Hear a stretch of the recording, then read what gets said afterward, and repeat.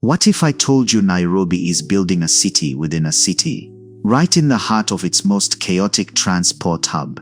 It's going to change the capital forever. It is called Railway City, and it is not just a facelift for the CBD. It is a bold reimagining of how Nairobi moves, works, and lives, and once complete, it could make Nairobi the most connected city in Africa in the next few minutes. We discover why the government is betting billions on this mega project, how it could transform the daily life of commuters, attract international business, and elevate Nairobi's status globally. We'll also explore the silent threats that could derail it all. This is the future of Nairobi. If everything goes according to plan. But let us pause for a second.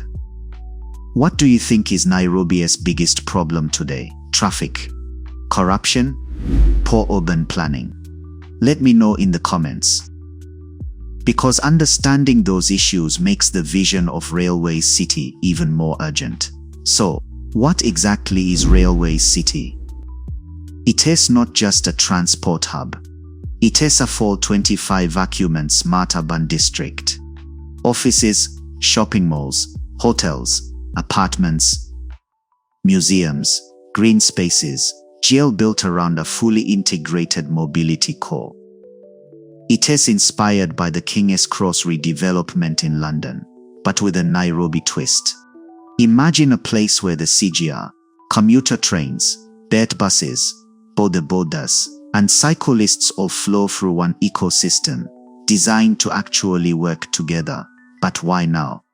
Because Nairobi is choking. Over 5 million daily commuters, jam-packed roads, unplanned growth. This project is Kenya's answer to its urban chaos, designed to solve mobility, decongest the core, and create economic opportunities all at once. And who is paying for it? It is a mix: Kenya, the UK, Japan, and private investors through a public-private partnership model that lowers the financial risk for the government while attracting global expertise. In fact, the same urban planners who helped redesign London's Olympic Village are now sketching Nairobi's future. The design itself is futuristic. Think vertical zoning. The upper levels will host smart offices, the middle levels will handle transport flow, and the ground will feature green walkways, public plazas, and even recreational space. It is about efficiency, sustainability, and beauty. 3 things the current CBD lacks. Of course, to build something new, something old must go. And the existing railways area is, frankly, a mess. Crime, poverty, poor sanitation, and disorganized transport have defined that space for decades. Railway City aims to clean it up, relocate informal vendors, upgrade security, and turn the area into a job and tourism magnet. But let us be honest, urban renewal always comes with social tensions. A lot of people are asking, what happens to matatus? Will they be banned? Actually, no. Matatus will be reorganized and plugged into the system through designated terminals. The goal is smoother transitions from matatu to BRT to commuter rail, cutting travel time by as much as 40%. That is up to 2 hours of life saved per person. Still, it is Kenya, and the elephant in the room is corruption. So how will this be any different? Planners are implementing digitized procurement, mandatory audits, and strict oversight from international partners. Because let us face it, if this project goes sideways, it won't just embarrass Kenya, it could scare off investors across the board. Now, you may not see cranes yet, but phase 1 is already underway. New Kenya Railways HQ buildings, upgraded train stations, and underground utilities are quietly going up. The idea is to roll it out gradually to avoid pushback and test each piece before scaling up. But this isn't just a Nairobi thing. Cities across Africa, Lagos, Addis, Kigali, Jeka watching closely.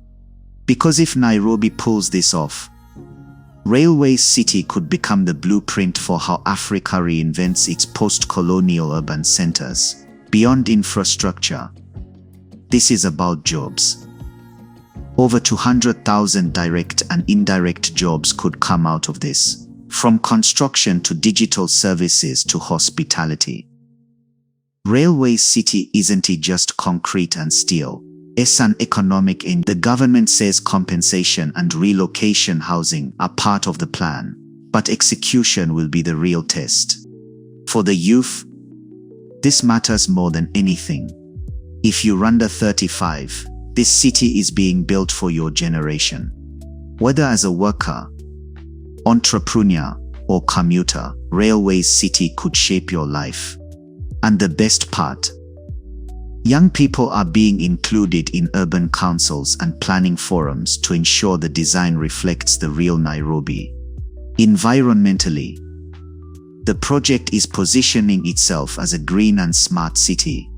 Solar energy, rainwater harvesting, pedestrian priority zones, electric charging hubs are part of the design.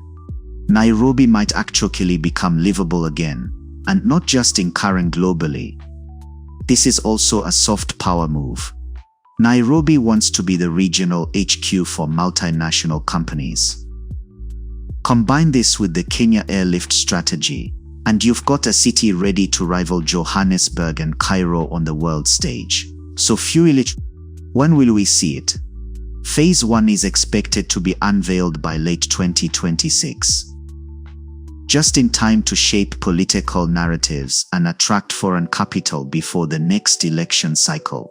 But let us be realistic. This isn't a done deal. Budget overruns, political shifts, or legal battles could derail progress. That is why public pressure, media, scrutiny, and civic involvement will be key to keeping Railway City on track. Because Railway City isn't just an urban project, it is a statement. It says Kenya is ready to lead, to innovate, and to build a capital city that works for everyone, not just the elite. And if they pull it off, it won't just change Nairobi, it will change the way the world sees Africa.